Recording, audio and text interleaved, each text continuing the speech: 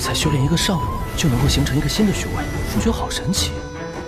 一般来说，人体内的元气……我成功了！ Oke teman-teman, kembali lagi di channel saya. Dan sekarang saya mau menceritakan bocorannya kembali. Dan jangan lupa untuk subscribe, klik loncengnya, dan juga lupa like. Selamat menikmati. Gaskeun. Yang Kai berjalan sejenak dan berdiri di depan sebuah kios. Setelah melihat sekilas, mata Yang Kai berbinar. Dia menemukan bahwa barang-barang di kios itu benar-benar bagus, dan sebagian besar sesuai dengan seleranya. Batu-batu besar, yang seukuran kepalan tangan bayi, memancarkan panas yang kuat. Harganya seharusnya tidak lebih mahal dari yang tadi. Yang Kai ragu-ragu, tetapi pemilik kios dengan hangat berkata, "Apa yang kamu suka? Apa yang saya miliki di sini berkualitas baik dan harganya murah. Berapa harga batu seperti ini?" Yang Kai bertanya. Pemilik kios menunduk dan berkata sambil tersenyum, "Kamu bilang batu yang tidak mahal, 521 buah." Wajah Yang Kai menjadi muram. Meskipun dia tahu harganya pantas, dia tetap menggelengkan kepalanya dan berkata, "Itu sedikit mahal." Pemilik kios menggelengkan kepalanya sambil tersenyum, "Aku punya label harga di sini. Kamu bisa pergi ke kios lain dan melihat harga yang mereka jual. Kamu akan tahu betapa terjangkaunya aku di sini." Dia harus berkata, "Saudaraku, apa yang kumiliki di sini bukan milikku. Ini untuk membantu. Dari segi harga, aku hanya bisa menjual lebih banyak, dan sama sekali tidak boleh kurang. Kalau tidak, aku harus membayar uangku sendiri untuk menempelkannya di dalam. Jangan buat aku kesulitan." Bang Li pemilik kios menoleh untuk melihat ke samping Humeyeur. "Hanya ada satu geng di sekitar sini, geng berdarah." Humeyeur tersenyum manis, "Ya, ini kiosku. Apakah kamu menginginkan batu-batu ini?" Yang Kai mengangguk. "Berjanjilah padaku satu syarat, di sini selusin batu semuanya bisa kuberikan padamu." Wajah pemilik kios berubah drastis. Jika dia kehilangan barangnya, dia akan berada dalam masalah besar. "Tidak apa-apa, aku akan memberi tahu ayahku." Humeyeur menghiburnya, dan pemilik kios terdiam saat mendengar ini. "Bagaimana? Janjikan saja satu hal padaku. Itu hal yang sangat sederhana untuk kalian para lelaki," kata Humeyeur. Sebenarnya, dia tidak terlalu tertarik pada Yang Kai, tetapi dia gagal menaklukkannya meskipun dia berinisiatif untuk menggodanya hari itu, yang membuat Humeyeur sedikit tertekan. Tidak hanya itu, dia juga mengalami sedikit kerugian. Tidak ada pria yang tidak bisa tergoda oleh kecantikannya. Humeyeur selalu percaya akan hal ini. Dia ingin membuat Yang Kai menyerah. Ketika dia menyerah, dia akan menarik diri dan menonton leluconnya. Matanya berbalik, dan dia berkata kepada pemilik kios, "Jual padanya dengan harga lebih rendah."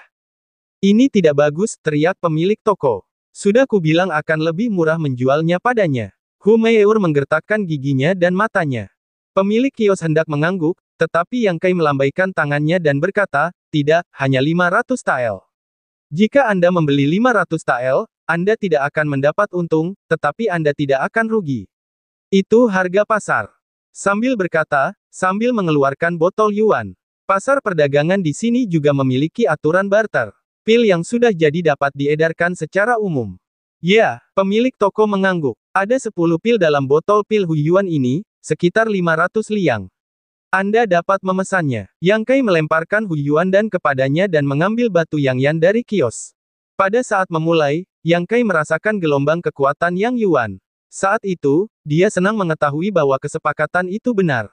"Terima kasih." Yang Kai berdiri dan meletakkan batu Yang Yan ke dalam pelukannya.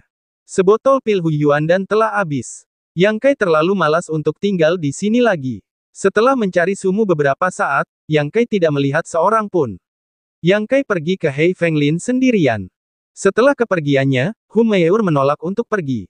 Dia mengikutinya Yang Kai, dan wajahnya sedikit marah. "Saya harus menemukan cara untuk menyingkirkannya, atau dia akan mengikutinya ke paviliun Ling Qiao. Saya tidak tahu apa yang akan dipikirkan orang lain tentangnya. Reputasi wanita ini tidak terlalu bagus." Memalingkan matanya dan berpikir, Yang Kai tiba-tiba menyimpang dari jalan dan berjalan jauh ke dalam hutan angin hitam. Saat dia berjalan, dia berbalik dan mencibir Humeyeur. Baunya sangat jelas. Baunya seperti mengatakan bahwa jika kau berani mengikutiku, Kau akan diperkosa dan dibunuh terlebih dahulu, lalu kau akan diperkosa dan dibunuh lagi. Perasaan jahat muncul. Hu Meiur ketakutan oleh senyumannya. Ia ragu-ragu ketika melihat Yang Kai berjalan ke dalam hutan. Ia tidak begitu mengenal Yang Kai. Apa yang harus ia lakukan jika ia mengikutinya? Ia telah melihat kekuatan Yang Kai hari itu. Ia tahu bahwa ia bukanlah lawan. Setelah ragu-ragu sejenak, Hu Meiur tiba-tiba menghentakkan kakinya, memutar pinggangnya dan mengikutinya. Ia 80% yakin bahwa Yang Kai hanya menggertak dirinya sendiri. Melihat Hu Meiur benar-benar mengikutinya, Yang Kai marah. Alasan mengapa ia ingin melakukan ini adalah untuk menakut-nakuti Hu Meiur, tetapi ia tidak menyangka bahwa wanita itu cukup berani untuk membiarkan rencananya gagal. Ketika sosok Yang Kai dan Hu Meiur memasuki hutan lebat satu demi satu, dua sosok yang tidak jauh dari sana muncul dari balik pohon. Salah satu dari mereka melihat ke arah hilangnya Yang Kai dengan kebencian yang mendalam di wajahnya. Masih ada beberapa memar di wajahnya. Jelas bahwa dia telah dipukuli dalam beberapa hari terakhir. Adik seperguruan Cheng, apakah kamu dipukuli oleh orang seperti itu? Pemuda yang tampak tenang itu menatap Cheng Xiaofeng. Meskipun kamu baru saja memasuki alam Kaiyuan, kamu bukan lawannya. Anak laki-laki itu tampaknya hanya dalam keadaan tubuh yang padam. Wajah Cheng Xiaofeng berkata, saat itu, ada sedikit kecerobohan, dan orang itu benar-benar aneh. Aku menusuk, dia bahkan menggunakan telapak tangan untuk menghalangi, pedang panjang menembus, dia tidak mengatakan sepatah kata pun, tidak hanya mengendalikan pedangku, tetapi juga memegang lenganku, karena ini aku dikalahkan. Oh, menarik, tetapi aku tidak tahu siapa yang lebih ganas dariku. Cheng Xiaofeng menemaninya dengan senyuman, tentu saja, kakak seperguruan Nu Tao lebih kuat. Dia tidak dapat dibandingkan denganmu. Setelah diselidiki, anak itu adalah murid uji coba di Paviliun Ling Qiao. Dia tidak memiliki latar belakang. Bahkan jika dia terbunuh, itu tidak akan membahayakan. Murid uji coba. Sejauh yang aku tahu, ada kurang dari 10 murid uji coba di Paviliun Ling Qiao kan? Apakah dia salah satunya? Nu Tao sepertinya mendengar sesuatu yang lucu, tetapi ketika dia mendengar 4 kata dari murid percobaan itu, kekhawatiran Nu Tao langsung lenyap. Orang seperti itu adalah aib bagi Paviliun Ling Qiao. Jika dia membersihkannya sendiri, dia akan sangat membantu Paviliun Ling Qiao. Ya, awalnya, aku khawatir tentang orang-orang yang datang dan pergi di hutan Heifeng, yang awalnya tidak nyaman. Tetapi aku tidak menyangka bahwa bocah ini, yang rakus akan kecantikan, pergi ke hutan lebat bersama wanita jalang itu dan ingin melakukan sesuatu, Tuhan membantuku.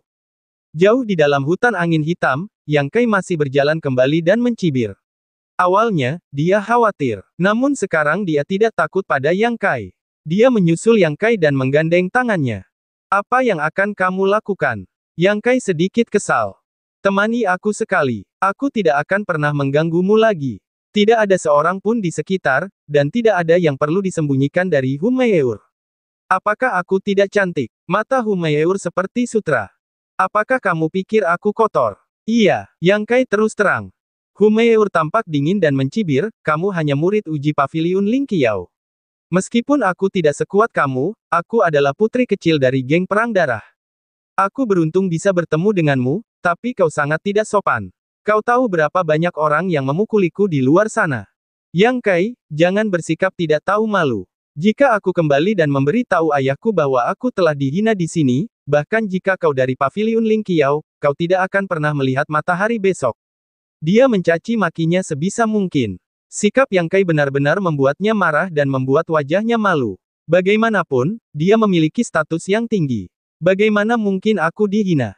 Yang Kai juga tersenyum dingin, berani bertanya kepada Yang Mulia, jika aku di sini untuk membunuhmu, apakah kamu masih memiliki kesempatan untuk kembali mengeluh?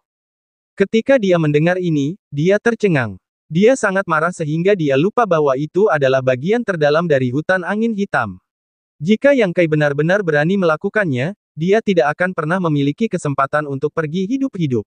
Memikirkan hal ini, Hu Meiur dengan cepat dan waspada memperhatikan Yang Kai, dan dia mundur beberapa langkah.